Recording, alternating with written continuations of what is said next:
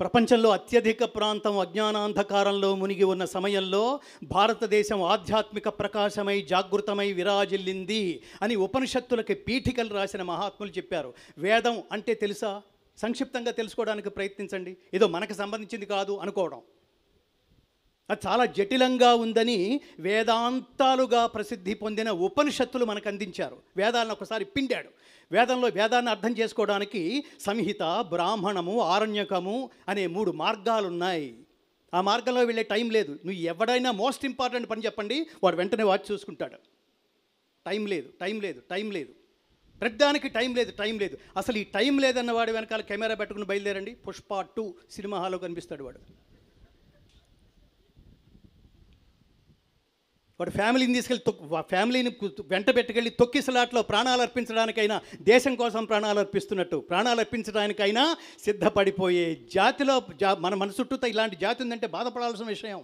Importance of life అది చెప్తుంది భగవద్గీత. రేపు చూద్దాం అన్నాడంటే అర్థం ఏమిటంటే ఇవాళ దానికి ఇంపార్టెన్స్ లేదని. రెండోది ఇంకెంత అజ్ఞానం అంటే రేపు చూద్దాంలే అంటే రేపు చూడడానికి నువ్వు ఉండాలి కదా. సడన్గా 2 తుమ్ములు తుమ్మావు, ఏమిటంటే నా జీవితంలో ఎప్పుడు తుమ్మలేదు, మీతో మాట్లాడుతున్నాగా కూడా ఇంకో 10 తుమ్ములు వచ్చినాయి అని దగ్గరుండే డాక్టర్కి ఫోన్ చేస్తే ఇప్పుడు టైం కూడా బాగుండలేదండి, ఒకసారి రండి హాస్పిటల్కి అన్నాడు. ఆయన హాస్పిటల్కి వెళ్ళాము, టెస్టులు చేశాడు, కంగ్రాచులేషన్స్ మీకు కరోనా 2 అన్నాడు. Any guarantee is there for your life? జీవితానికి ఒక గొప్ప ట్యాగ్ ఇచ్చాడు పరమాత్మ. ఈ లోకానికి ఒక ట్యాగ్ ఇచ్చాడు, అనిత్యమసుఖం లోకం ఇమం ప్రాప్య భజస్వమా.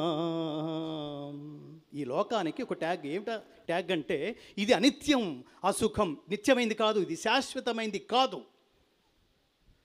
నీటి బుడగ వింటున్నప్పుడు మనకి మెట్ట వేదాంతంలాగా ఉంటుంది మిత్రులారా. పరమ లక్ష్యం ఏర్పరచుకుంటే అర్థమవుతుంది జీవితం వాల్యూ ఏమిటో. ఒక జీవిత కాలంలో చూడండి, మనం లౌకికమైన బంధాల మధ్యలోనే ఇరుక్కుపోయి ఉదయం లేస్తున్నాం, ఒళ్ళు తడిసిందో లేదో తెలియకుండా స్నానం చేస్తున్నాం, ఆఫీస్ టైం అయిపోయిందంటూ పరిగెడుతున్నాం, దారిలో ఎఫ్ఎం పేరుతో పిచ్చ మాటలు పిచ్చ పాటలన్నీ వింటూ వెళ్తున్నాం. ఏమి ఐడియాలజీ జనరేట్ అవుతుంది? ఈ 3తో ఆఫీస్కి వెళ్ళి ఏం ఉద్యోగం చేస్తున్నాం, ఏం ఆలోచిస్తున్నాం? ఒక్కొక్కడు వాచి చూసుకుంటూ పనిచేస్తుంటాడు, వీడి మొహానికి ఇదే ఎక్కువ అనుకున్నట్టుగా, వీడిచ్చే శాలరీకి ఇదే ఎక్కువ అనుకున్నట్టుగా. జీవితంలో ఎన్ని డౌట్స్ ఉన్నాయో ప్రతి వాడికి కర్మ చెప్తుంది భగవద్గీత. భగవద్గీత అంటేనే కర్మ సిద్ధాంత గ్రంథము. అండర్లైన్.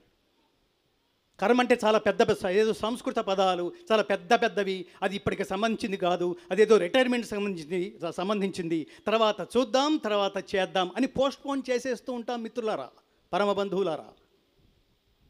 తర్వాత చూద్దాం అంటే చూపు ఉండదని, తర్వాత చేయడానికి ఓపిక ఉండదని, తర్వాత కాలంలో ఫస్ట్ ఫ్లోర్ కూడా లిఫ్ట్ ఎక్కుతున్నాం మనం. అసలు ఏమాత్రం లిఫ్ట్ ఉంది కదా ఫస్ట్ ఫ్లోర్కి కూడా, వాకింగ్ అవుతుందని అనుకోవట్లా.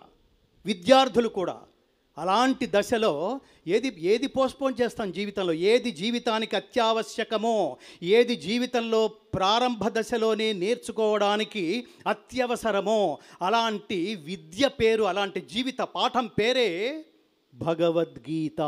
Don't miss that. I miss you అంటుంటాను చూడండి చాలా ఫ్రీక్వెంట్గా.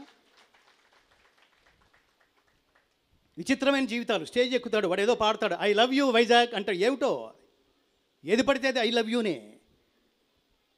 ఇంటెన్సిటీ ఆఫ్ రిలేషన్ తెలుసుకోవడానికి మనం ప్రయత్నించాం. పరమలక్ష్యం అంటే అర్థం ఏమిటంటే ఈ లోకానికి ఎందుకు వచ్చాం. ఒక్కసారి ఆత్మజ్ఞానపూర్వక కర్మానుష్ఠానము అంటుంది భగవద్గీత. ఏ పని చేసినా దాని పరమార్థం ఏమిటి, పరమావధి ఏమిటి, నీ జీవితం ఏమిటి, దాని ఉనికి ఏమిటి, ఐడెంటిఫైడ్గా బతుకుతున్నావా, అన్ఐడెంటిఫైడ్గా బతుకుతున్నావా, అట్లీస్ట్ నీ కాలనీలో ఉన్న వాళ్ళకైనా నీ పేరు తెలుస్తోందా, నిన్ను గుర్తుపట్టగలుగుతున్నారా, నీ పేరుతో సహా గుర్తుపట్టగలుగుతున్నారా? ఇన్ని ప్రశ్నలు వేసుకుంటే జీవితాన్ని టైం పాస్ చేయడానికి ఈ లోకంలోకి వచ్చామో, టైం వేస్ట్ చేయడానికి ఈ లోకంలోకి వచ్చామో, టైం స్పెండ్ చేయడానికి ఈ లోకంలోకి వచ్చామో అర్థమవుతుంది మిత్రులారా. ఇది తెలుసుకోవడానికి కూడా నిజానికి ఏమిటంటే మాలాంటి వాళ్ళ ఆవేదన అంతా ఇవాళ ఈ 2:30 గంటల కార్యక్రమంలో భగవద్గీత లోతులు తెలుసుకోవడం కంటే కూడా భగవద్గీతకి ముందు ఉపోద్ఘాతం తెలుసుకోవడానికి ప్రయత్నిద్దాం. అంత కష్టపడి శ్రీకృష్ణ పరమాత్మ అర్జునుడి నిమిత్తంగా చేసుకుని ప్రపంచ మానవాళికి ఒక జీవిత పాఠం చెప్తే అది ప్రపంచంలో ఉన్న పాశ్చాత్యులు Edwin Arnold, max Muller, open hammer, warn Hastings, Einstein, Aldous Huxley, David ఫ్రాలే, ఎవరు వీళ్ళు? భారతదేశంలో భగవద్గీత గొప్పదని చెప్పిన మహాత్మా గాంధీ అది మంది కాబట్టి చెప్పాడు అనుకోవచ్చు. భగవద్గీత కించిదధీత గంగాజలలవ కణికాపీత సకృతపియేన మురారి సమర్చ క్రియతే యస్య యమేన చర్చ. ఒక్క శ్లోకమైనా నేర్చుకున్నాను భగవద్గీతలో. జీవిత ప్రారంభ దశలోనే చెత్తా చెదారాలన్నీ నేర్చుకోకు. ఇతర దేశాల నుంచి భారతదేశానికి వచ్చి దురాక్రమణల పేరుతో మన విద్యా విధానాల్లోకి చొరబడిపోయిన ఆంగ్లేయులు భారతీయ సనాతన ధర్మాన్ని సర్వనాశనం చేయడానికి చేసిన ప్రయత్నంలో కృతకృత్యులయ్యారు. వాళ్ళు సక్సెస్ అయ్యారంటే అర్థం ఏమిటంటే మనం ఫెయిల్ అయ్యామని అర్థం.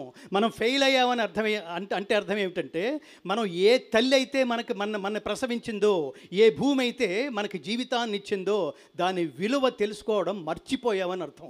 అత్యంత దురదృష్టకరం ఇది. లండన్ బ్రిడ్జ్ ఫాలింగ్ డౌన్ నా చిన్నప్పటి నుంచి పడిపోతూనే ఉంది. అది ప్రపంచానికి నేర్పే జ్ఞానమేం లేదు. దాని ద్వారా ప్రపంచం నేర్చుకోవాల్సిన విజ్ఞానమేం లేదు. Baba black sheep have you any wool, దానికంత బొచ్చుంటే మన పిల్లలకి ఎందుకు? పెద్ద బాల శిక్ష ఉండేది మన చిన్నప్పుడు. పెద్ద బాల శిక్ష ఉండేది అంటే ది ఎసెన్స్ ఆఫ్ భారతీయ జ్ఞాన అండ్ విజ్ఞాన ఈజ్ పెద్ద బాల శిక్ష. నైతిక విలువల ప్రబోధం చిన్నప్పటి నుంచి మీరు ఏ పాఠాలు అయితే చదువుతున్నారో ఈ పాఠాలన్నీ తర్వాత కాలంలో ఉద్యోగాలు సంపాదించి పెట్టడానికి మాత్రమే ఉపయోగపడతాయి. తద్వారా ధనం సంపాదించి పెట్టడానికి మాత్రమే ఉపయోగపడతాయి. కానీ మనం సంపాదించిన ధనాన్ని తిరిగి లోకం కోసం ఎలా సద్వినియోగం చెయ్యాలో చెప్పే జీవిత పాఠం మనకి పునాదిగా, మన జీవితానికి పునాదిగా లేకపోతే ఆ జీవితం అంతా అస్తవ్యస్తంగా ఉంటుంది మిత్రులారా. చివరికి పెళ్ళిళ్ళు కూడా చూస్తున్నాం. ఎక్కడి నుంచో ఇక్కడికి రావాలంటే 3 గంటలకు బయలుదేరితే 2:30 గంటల తర్వాత వస్తాం మిత్రులారా. ఎక్కడో ఉప్పల్లో బయలుదేరితే తిప్పలు ఉప్పలు ఇక్కడికి వచ్చి పెళ్లి కూతురు పెళ్లి కొడుకుని ఆశీర్వదిస్తాం. శతమానం భవతి శతాయుః పురుషస్యతేంద్రియ ఆయుష్యేవేంద్రియే ప్రతిష్టతి. మాలాంటి వాళ్ళు ఏం ఆశీర్వదిస్తారంటే తర్వాత వచ్చే జనరేషన్స్కి ఆదర్శ దంపతులు ఇలాగే ఉండాలి అనే స్ఫూర్తినిచ్చేట్టుగా లక్ష్మీనారాయణాభ్యాం నమః. ఎవరు ఆశీస్సులు పొంది? లక్ష్మీనారాయణుల ఆశీస్సులు పొంది. శచీ పురంధరాభ్యాం నమః, వాళ్ళిద్దరు ఆశీస్సులు పొంది. సీతారామాభ్యాం నమః, వాళ్ళిద్దరు ఆశీస్సులు పొంది. పార్వతీ పరమేశ్వరాభ్యాం నమః, వాళ్ళిద్దరు ఆశీస్సులు పొంది. అధిక దుఃఖమైన ఆనందమైన కలసి చెమ్మగిల్లు కనులు రెండు ఆలుమగల జంట అట్లున్న ఎప్పుడే సౌఖ్య జీవనము సాధ్యమగును. ఒకరికొకళ్ళు తెలుసుకుంటూ, ఒకరికొకళ్ళు అర్థం చేసుకుంటూ, జీవిత పరమార్థం ఇదనుకుంటూ వాళ్ళిద్దరు ప్రేమ ఫలంగా పుట్టిన సంతానాన్ని లోకమంతా మెచ్చుకునేట్టుగా ఎంతటి వివేకానందుణ్ణి కని ప్రపంచానికి అందించారు తల్లి అని తల్లిదండ్రుల దగ్గరికి వచ్చి నమస్కారం చేసేట్టుగా అలాంటి ఉత్తమ పౌరుణ్ణి ప్రపంచానికి ఇవ్వగలగాలి. భారతీయ సంప్రదాయంలో మాట్లాడే ప్రతి మాట, ప్రపంచానికి అందించే ప్రతి వాక్యము, వచనము, అన్నమయ్య లాంటి మహానుభావులు రాసే ప్రతి పాట ప్రపంచానికి ఒక సందేశం మిత్రులారా. దాన్ని జాగ్రత్తగా వినాలి. వినడం అంటే ఈ చెవితో విని ఆ చెవితో వదిలేసేట్టు వినడం కాదు. వినడం అంటే అది మనసులోకి వెళ్ళాలి. మనసులోకి వెళ్ళి బుర్ర పనిచేస్తూ ఉండాలి, తిరుగుతూ ఉండాలి. అది జీవితాంతం మనల్ని వెంటాడుతూనే ఉండాలి, మనల్ని జీవితాంతం నడిపిస్తూనే ఉండాలి. జీవితం అంటే అర్థం ఉన్న కాలంలో ఉండటం కాదు మిత్రులారా. మనం లేని కాలంలో కూడా ప్రపంచం మనల్ని గుర్తు చేసుకునేట్టుగా బతకటమే నిజమైన బతకటం. యద్యదాచరతి శ్రేష్ఠః తత్తదేవేతరో జనః సయత్ ప్రమాణం కురుతే లోకస్తదనువర్తతే.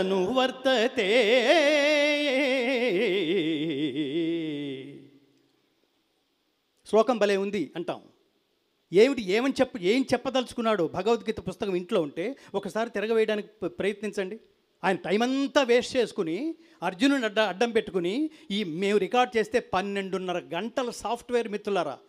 ఎందుకు చెప్పాడంత? కంఠశోష, జ్ఞానం ఉందేనా? అదేదో ప్రకటించుకోవాలనా? ఆయనకు అంత అవసరమా? Knowing your self is a greatest education. ఇది గుర్తుపెట్టుకోండి. అంటే మన గురించి మనం తెలుసుకోవడం అనేది చాలా గొప్ప విద్య. ఆత్మ విషయిక విద్య ఈజ్ భగవద్గీత. మనల్ని గురించి మనం తెలుసుకోవడం అంటే అర్థం ఏమిటంటే, అసలు నువ్వు ఎందుకు పుట్టావో అర్థం చేసుకో, ఏ తల్లిదండ్రులకు పుట్టావో అర్థం చేసుకో, వాళ్ళ ఐడియాలజీ ఏమిటో అర్థం చేసుకో. నువ్వేమిటో పూర్తిగా నీ బిడ్డలకి తెలియకపోతే you are not spending your valuable time with your most valuable kids అని అర్థం. ప్రపంచంలో మిగతా ప్రాణులకి మనకి తేడా లేదని అర్థం. కానీ పడేసాం, వాడు అలా పెరుగుతున్నాడు, వాడి కంఫర్ట్స్ కోసం డబ్బు ఇచ్చేసాం, వదిలేసాం, అయిపోయిందా? ఇదే జీవితం. నీ ఐడియాలజీ ఏమిటో వాడికి తెలియద్దా? ఏం చేస్తే అమ్మ ఆనందపడుతుందో బిడ్డకు తెలియాలి. ఏం చేయడం వల్ల నాన్న హర్ట్ అవుతాడో బిడ్డకు తెలియాలి. ఇది కమ్యూనికేషన్ అంటే. మనం ఎలా ఉండటం వల్ల మా నాన్న ఇది అనేంత గర్వంగా మన బిడ్డలు చెప్పుకుంటారో అది నాన్న అవ్వాలి. Who is the real hero of your life అని అడిగితే మై ఫాదర్ అని చెప్పగలగాలి. అంతే తప్ప ఈ ఫేస్బుక్లో, వాట్సాప్లో, డీపీలో పెట్టుకుంటారు చూడండి, కన్ని పెంచి ఏది కావాలంటే అది ఇచ్చి, వీళ్ళు నవ్వితే నవ్వి, ఏడిస్తే ఏడ్చి, వాళ్ళకి బాగుండకపోతే మన మనసుకి బాగుండక అట్లా మనమే వాళ్ళై బిడ్డల్ని పెంచితే అల్టిమేట్గా వాట్సాప్ డీపీల్లో ఒక పవన్ కళ్యాణో, ఒక ఇంకో స్టారో ఫోటోలు పెట్టుకుంటున్నారనుకోండి. ఇంతకంటే అవమానం ఏమన్నా తల్లిదండ్రులకు ఉందా? అంటే పిల్లల్ని అలా పెంచామన్నమాట. పాత రోజుల్లో చెప్పేవాళ్ళు, బిడ్డలు చెడిపోతే క్రెడిట్ గోస్ టు, దీన్ని క్రెడిట్ అనుకోండి, క్రెడిట్ గోస్ టు మదర్. పిల్లలు బాగుపడితే క్రెడిట్ గోస్ టు మదర్. ఏమిటి వీళ్ళిద్దరికి తేడా? నాన్న పాలన, తండ్రి లాలన. భాష తల్లే నేర్పుతుంది, భావం తల్లే నేర్పుతుంది, సంస్కారం తల్లే నేర్పుతుంది, స్పర్శ తల్లే నేర్పుతుంది, జీవితం విలువ తల్లే నేర్పుతుంది. తప్పుటడుగు వేస్తుంటే సరిచేసేది తల్లే. ఏమిచ్చి అలాంటి తల్లికి రుణం తీర్చుకోగలం? ఆ విలువ ఏమిటో చెప్తుంది వేదం. వేదం ఎంతమందికి తెలుసో చేతులు ఎత్తండి అంటే ఎవరు ఎత్తాం? ఒకళ్ళో ఇద్దరు. కానీ వేదం అందరికీ తెలుసు మిత్రులారా, వేదం అందరికీ తెలుసు. వేదాల సారాంశంగా చెప్పబడే ఉపనిషత్తుల్లో తైత్తరీయ ఉపనిషత్తు ఉత్తమ జీవితం గడపడం ఎలా అని చెబుతూ ముందు 4 వాల్యూ తెలుసుకో నాన్న. ఆ 4 వాల్యూ ఏమిటో తెలుసుకుంటే అసలు జీవితం గడపడం ఎలాగో తెలిసిపోతుంది, జీవితం విలువ ఏమిటో తెలిసిపోతుంది. ఆ నలుగురు ఎవరో తెలుసా? ఆ నలుగురికి పెట్టిన వాల్యూస్ ఏమిటి, ఇచ్చిన వాల్యూస్ ఏమిటో తెలుసా? ఆ నలుగురిని పరమాత్మ వేదన రూపంలో ఎలా సంబోధించాడో తెలుసా మిత్రులారా? ఒకసారి చెప్పండి, ఆ నలుగురు ఏమిటో తెలుసా? మాతృదేవో భవ, చెప్పండి మంత్రం అది. పితృదేవో భవ, ఆచార్యదేవో భవ, అతిథి దేవో భవ. ఈ నలుగురిని దేవుళ్ళు అన్నారు మిత్రులారా. ఊరికే పోల్చేయరు. నేను ఒక పాట పాడుతున్నాను అనుకోండి, అచ్చం ఘంటసాల గారి లాగా అన్నారనుకోండి, అంటే ఆ దగ్గరికి వెళ్ళామని అర్థం, అక్కడ ల్యాండ్ మార్క్ ఉందని అర్థం, అక్కడికి రీచ్ అవ్వడానికి నేను ప్రయత్నం చేస్తున్నాను అర్థం. ఈ ప్రయత్నంలో ఏదో 99.9999 నేను సక్సెస్ అయ్యానని అర్థం. మరి తల్లిని దేవత ఎందుకన్నారు? పితృదేవో భవ, నాన్నని దేవుడు ఎందుకన్నారు? ఆచార్య దేవో భవ, మనకి విద్య నేర్పిన గురువుని దేవుడని ఎందుకన్నారు? దేవుడితో ఎందుకు పోల్చారు? అతిథి దేవో భవ, లోక జ్ఞానాన్ని మన ఇంటికి తీసుకొచ్చి పంచిపెట్టిన అతిథిని దేవుడితో ఎందుకు పిలిచారు? దేవుడు అసలు సర్వవ్యాపకుడు కదా, సర్వజ్ఞుడు కదా, అల్టిమేట్ ఫోర్స్ కదా, అల్టిమేట్ పవర్ కదా. వాళ్ళతో ఎందుకు పోల్చారు అంటే, దేవుడితో ఎందుకు పోల్చారంటే దేవుడికి ఏదో క్యారెక్టర్ ఉండాలి, అందుకని దేవుడితో పోల్చారు. దేవుడు క్యారెక్టర్ అంటే తపస్సు చేసిన మనిషిని ఉద్దేశించి దేవుడు, ప్రత్యక్షమైన దేవుడు నీకేం కావాలి నాన్న అని అడుగుతాడు తప్ప ఆల్ ది వే అక్కడి నుంచి వారం రోజులు జర్నీ చేసి వచ్చాను, అలసిపోయాను, నీకేం కావాలో చెప్పండు, నాకు ఇది కావాలని అడగడు. నీకేం కావాలని అడుగుతాడు. దీని అర్థం కూడా, దీని పరమార్థం, దీని వాచ్యార్థం అంటారు. నీకేం కావాలి అని అడిగేవాడు దేవుడు అనేది వాచ్యార్థం. లక్ష్యార్థం ఏమిటో తెలుసా? సమాజం నుంచి తీసుకుంటూ మన దగ్గరకు వచ్చిన ప్రతివాడిని నాకిది కావాలి, నాకిది కావాలి, నాకిది కావాలని అడుక్కునే స్థితి నుంచి నీకేం కావాలని సమాజాన్ని అడిగే స్థితికి ఎదిగితే నరుడే నారాయణుడు, పురుషుడే పురుషోత్తముడు, మానవుడే మహనీయుడు. ఇది కదా